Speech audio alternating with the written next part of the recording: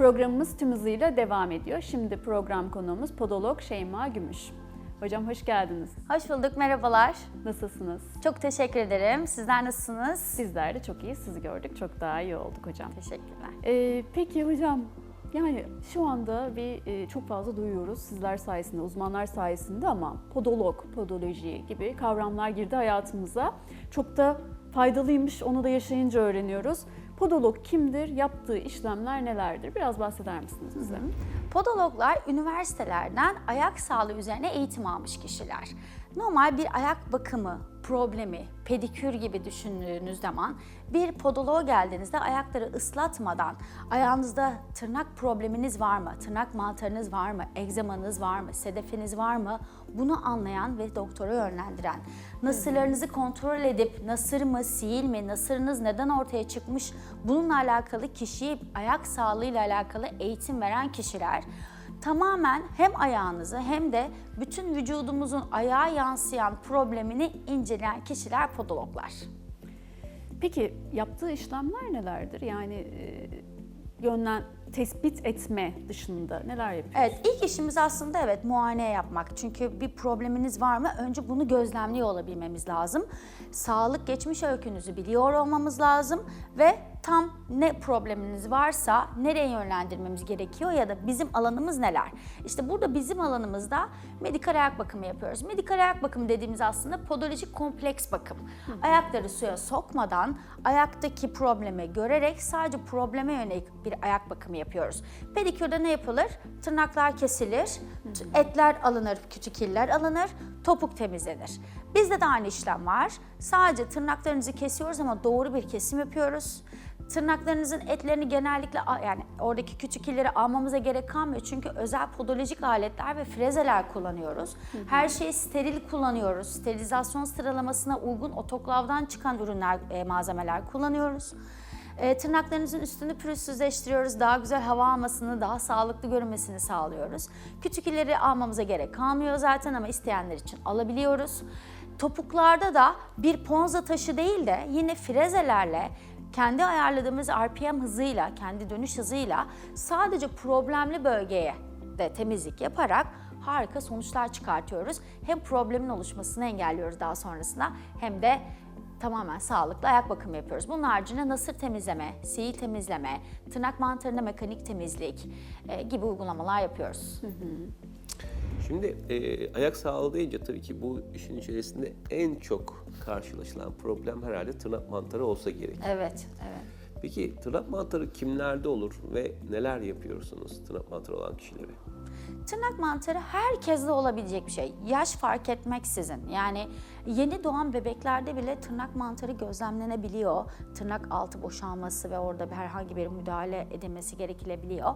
Bunun haricinde en çok olan kişiler, yani tırnak mantarı olan kişiler, ayaklarında terleme olan kişiler, bağışıklık sistemi düşük kişiler, sistemik rahatsızlığı olan kişiler, buna en başta olan diyabetik hastalar en önemlisi. Kişilerde çok daha fazla tırnak mantarı olabiliyor. Çünkü çok fazla tırnak mantarının oluşabileceği yerler var.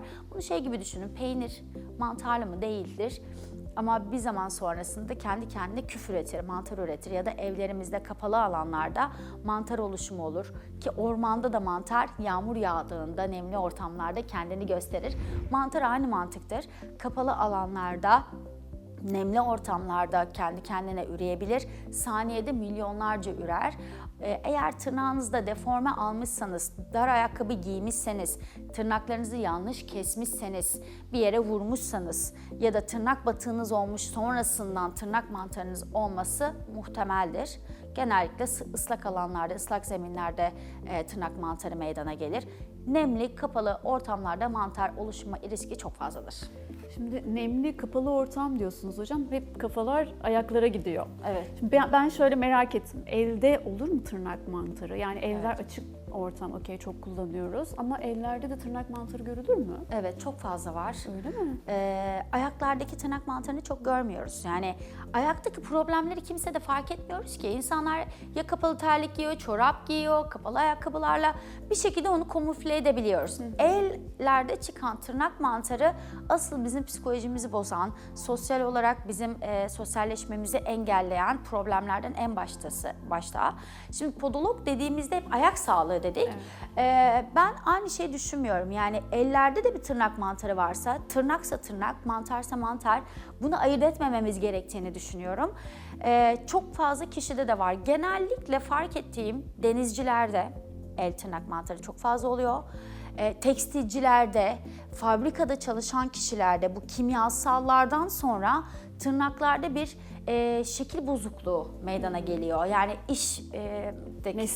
mesleki problemler maalesef oluşturabiliyor. Kadınlarda çok fazla oluyor. Bazen, çünkü kadınlar çok fazla temizlik yapıyor, ev kadınları için söylüyorum. Çok fazla temizlik yapıyoruz. Sonrasında orada işte çamaşır suyu gibi kimyasal maddelerle dokunmamız ya da işte bir yere vuruyoruz, bıçakla kesiyoruz derken orada nemli kalıyor tırnak ve tırnak mantarına neden oluyor. Bazen mutasyona uğruyor. Eldeki tırnaklar bizim için çok önemli. Mutasyona uğruyorsa sedef mi, egzama mı, mantar mı, bunun muhakkak ayrımını yapıyor olmamız lazım. Doktorlarla birlikte çalışıyor olmamız lazım. Genellikle ayakta çok doktora ilk gidilmez. Ama ellerde genellikle bize gelen kişiler doktora gitmiştir, bilir hani o tırnak mantarı mı, sedef mi. Zaten nasıl oluştu, ne zaman oluştu deyip kişilerle muayene yaptığımızda, sağlık geçmiş öyküne baktığımızda ne olduğunu tam anlayabiliyoruz aslında. Bir de maalesef ki kalıcı ojeler ve protez tırnaklardan sonra inanılmaz derecede tırnak mantarı söz konusu oluyor. Hem protez tırnak yaptırdığınız yerlere çok dikkat ediyor olmanız lazım çünkü sterilizasyon hiçbir şekilde olmuyor. Hiçbir şekilde. Kuru ısı sterilizasyon var, onun içine koyuyorlar, temizlemeden koyuyorlar. İyice sıcakta onlar orada yapışıyor, mikroplar daha da çoğalıyor. Çok daha kötü bir ortam oluyor. Bir de kendi kendinize yapıştırdığınız, çok ucuza aldığınız o kendim hani işte hemen şimdi yapıştırayım, çıkartayım dediğiniz takma tırnaklardaki yapıştırıcılar tırnakların çürümesine neden oluyor. Yeşillenmeler, kızarma, morarmalar ve sonrasında da tırnak mantarı ya da bakteri oluşumu çok fazla oluyor. Elde hem tırnak mantarı hem de bakteri görebiliyoruz. Onun ayrımında renklerden daha çok anlaşılıyor. Eğer yeşil bir görüntü varsa bakteri ismi verdiğimiz gruba da ayrılabiliyor. Şimdi diyabetik hastalar bence çok önemli. Diyabetik hastalarda özellikle ayak sağlığı. Diyabetik hastalarda tırnak mantarı problemiyle karşılaşıldığında ne gibi sorunlara sebep olabilir? Bunlarda neler yapmak gerekir? Çünkü bu hastalar için hayatiyet arz eden bir konu. Evet. Biraz bu konuya girer misiniz? Diyabet öldürmüyor biliyorsunuz, süründürüyor maalesef. Çok iyi bir kontrol altında olmanız gerekiyor. Hem diyabetinizi kontrol edeceksiniz, şekerinizi, ilacınızın saatini, kontrolünü yapıyor olmanız lazım. Hem de ayaklarımızı kontrol ediyor olmamız lazım. Bizim burada mesela podologlara yine muayeneye geldiğinizde nasıl ayak muayenesi yapmanız gerektiğini hem size anlatıyoruz ya da anne babalarınızın ayak muayenesini nasıl yapacağınız hakkında da bilgi veriyoruz yine. Tırnak mantarı diyabetlerde daha çok oluyor dedik. Çünkü sistemik rahatsızlık olduğu için vücut kendini dış etkenlere karşı koruyamıyor. Tırnaklar kalpten daha uzak olduğu için daha az kan pompası geldiği için mineraller, vitaminlerden daha uzakta kalıyor. Tırnaklar kalınlaşmaya başlıyor. Tırnakların şekli değişip içeriye doğru ovalleşmeye başlıyor. Bu süreçte tırnak mantarı içeriye giriyor. Eğer müdahale etmezseniz parmak kesimi, ayak kesimi meydana geliyor. Çünkü bir anda altta iltihap oluyor ve bunu fark etmiyorsunuz. Diyabetli kişilerde de his kaybı olduğu için kişiler de ancak dışarıdan görünene kadar bunu fark edemiyor. Orada ağrı, acı hissetmiyor çünkü. Bir de ayakları hep üşüdüğü için dolaşım problemi var. Ya yanıyor ya sıcak üşüyorlar. Hep böyle yün çoraplar giyiniyorlar. Hele ki kışın çok dikkat etmek lazım. Ayaklarını belki de bir hafta hiç suya sokmadan öyle duruyorlar. Sonra kokudan rahatsız olup hani ayağımdan bir koku var deyip ya da etrafındaki insanlar bir ayağa baktığında ayak çürümüş bir halde görüyorlar. Şimdi tırnak mantarında altında iltihap olmadan o tırnak mekanik temizliği yapıyor olmamız lazım mantarlı bölgeyi ki tırnak ete zarar vermesin. O tırnak ete girdiğinde hop bir bakıyorsunuz iltihap. Yarayı da kurutmak o kadar zor ki pıt pıt pıt her gün ya da o bir gün içerisinde parmak bambaşka bir şekle giriyor. Şişiyor, morarıyor, iltihap çıkıyor, ülseratif bir hale geliyor. Burada Muhakkak aylık düzene gireceğiz. Benim ayağımda bir problem yok, gitmeme gerek yok, kendim keserim ya da ne oluyor? Kızlarına söylüyorlar, çocuklarına söylüyorlar, kalınlaşmış tırnağı kestirmeye çalışıyorlar. Yani kerpetenle o şeylerle kesenleri biliyorum, kesemeyenleri biliyorum. Muhakkak podoloğa gelinmeli, muhakkak bizlere ayak bakımı yapılmalı. Tabii ki de bir pedikürcünün fiyatında bir fiyat işlemi yapmıyoruz maalesef ki. Ama bu sağlığınıza ve geleceğinize, her şeyinize değer bir bakım önerisi. Ayak bakımınızı yaparsanız ayaklarınızın üzerinde durarak mükemmel, daha uzun, daha sağlıklı Değil yaşayabilirsiniz. mi? Hayat boyu o ayaklara ihtiyacımız var Çok. ve ne kadar sağlıklıysa, ne kadar bizi rahat ettirirse o kadar da konforlu bir hayat geçiririz, değil mi? Ya zaten bir küçücük bir batığınız olsun, o zaman anlıyorsunuz beni. Çünkü beyne gidiyor, beyniniz onkluyor o ağrıdan.